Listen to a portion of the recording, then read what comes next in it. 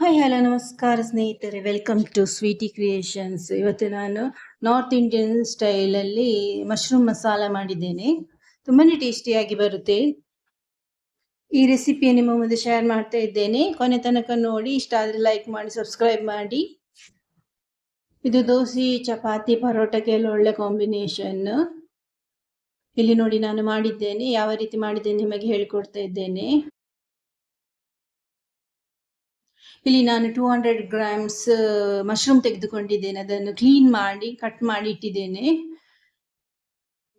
ಇದನ್ನು ಸಪ್ರೇಟ್ ಆಗಿ ಇಟ್ಟುಕೊಳ್ಳೋಣ. ಅದಕ್ಕೆ ಬೇಕಾದ ಮಸಾಲೆಯನ್ನು ರೆಡಿ ಮಾಡೋಣ. ಇಲ್ಲಿ ಎಣ್ಣೆ ಬಿಸಿಗೆ ಇಟ್ಟಿದ್ದೇನೆ. ಅದಕ್ಕೆ ಸ್ವಲ್ಪ ಜೀರಿಗೆ, ಕರಿಬೇವು ಎಲೆ ಮತ್ತು ಸ್ವಲ್ಪ ಉದ್ದಿನ ಬೇಳೆಯನ್ನು ಹಾಕಿದ್ದೇನೆ. ಅದು ತುಂಬಾನೇ ಟೇಸ್ಟ್ ಕೊಡ್ತದೆ, ಅದಕ್ಕೋಸ್ಕರ ಹಾಕಿದ್ದು. ಅದನ್ನು ಒಗ್ಗರಣೆ ಇಡ್ತಾ ಇದ್ದೇನೆ. ಈಗ ಅದಕ್ಕೆ ಕೊಚ್ಚಿದ ಒಂದು 2 ಈರುಳ್ಳಿಯನ್ನು ಹಾಕ್ತಾ ಇದ್ದೇನೆ, ಮೀಡಿಯಂ ಸೈಜ್ ಇದು ಈರುಳ್ಳಿ.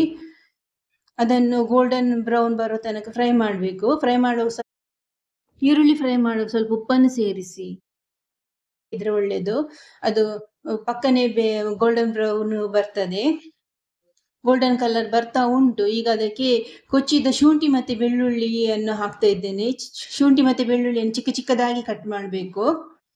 ಈರುಳ್ಳಿ ಕೂಡ ನಾನಿಲ್ಲಿ ಚಿಕ್ಕ ಚಿಕ್ಕದಾಗಿ ಕಟ್ ಮಾಡಿದ್ದೇನೆ. ಇದನ್ನು ಈಗ ಫ್ರೈ ಮಾಡ್ತಾ ಇದ್ದೇನೆ. ಒಳ್ಳೆ ಕಲರ್ ಬರೋ ತನಕ ಫ್ರೈ ಮಾಡಬೇಕು.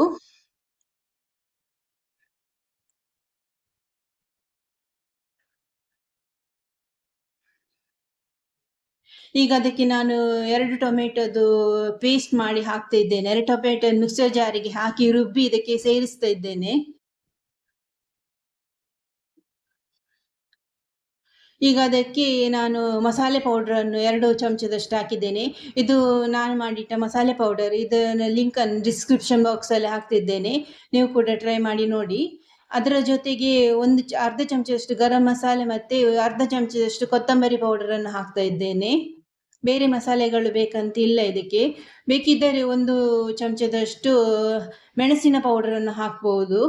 ನಾನಿಲ್ಲಿ ಅರ್ಧ ಚಮಚದಷ್ಟು ಹಾಕ್ತಾ ಇದ್ದೇನೆ. ಇದನ್ನು ಹಾಕಿ ಚಂದ ಮಾಡಿ ಮಿಕ್ಸ್ ಮಾಡಬೇಕು. ಒಂದು 2 ನಿಮಿಷ ಮಿಕ್ಸ್ ಮಾಡಿದ ಬಳಿಕ ಕಟ್ ಮಾಡಿಟ್ಟ ಮಶ್ರೂಮ್ ಅನ್ನು ಇದಕ್ಕೆ ನಾನು ಸೇರಿಸ್ತಾ ಇದ್ದೇನೆ. ಇದಕ್ಕೆ ನೀರು ಹಾಕಬೇಕಾಗಿಲ್ಲ. ಇದು ಫ್ರೈ ಆಗುವಾಗ ಮಶ್ರೂಮ್ ನೀರು ಬಿಡ್ತದೆ. ಒಂದು 2 ನಿಮಿಷ ಹಾಗೆ ಫ್ರೈ ಮಾಡ್ತಾ ಇರುವ. ಈಗ ರುಚಿಗೆ ತಕ್ಕಷ್ಟು ಉಪ್ಪನ್ನು ಕೂಡ ಇಲ್ಲಿ ಸೇರಿಸ್ತಾ ಇದ್ದೇನೆ ನಾನು. ನೋಡಿ, ಇಲ್ಲಿ ನೀರು ಬಿಟ್ಟಿದೆ, ಒಳ್ಳೆ ಫ್ರೈ ಆಗ್ತಾ ಉಂಟು. ಉಪ್ಪನ್ನು ಕೂಡ ಇಲ್ಲಿ ಸೇರಿಸ್ತಾ ಇದ್ದೇನೆ.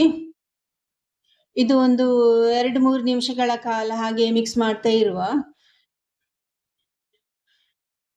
ಈಗ ಅದಕ್ಕೆ ಸ್ವಲ್ಪ ಕೊತ್ತಂಬರಿ ಸೊಪ್ಪನ್ನು ಕೂಡ ಸೇರಿಸ್ತಿದ್ದೇನೆ. ಈಗ ನೋಡಿ, ತಯಾರಾಗಿದೆ ನಮ್ಮ north Indian style mushroom masala. ಈ ವಿಡಿಯೋನು ಕೊನೆ ತನಕ ನೋಡಿದ್ದಕ್ಕಾಗಿ ಧನ್ಯವಾದಗಳು. ಲೈಕ್, ಸಬ್ಸ್ಕ್ರೈಬ್ ಮಾಡಿ. ನಿಮ್ಮ ಸಪೋರ್ಟ್ ಯಾವ ಸ್ವೀಟಿ ಕ್ರಿಯೇಷನ್ಸ್ ಜೊತೆ ಇರಲಿ. ಧನ್ಯವಾದಗಳು.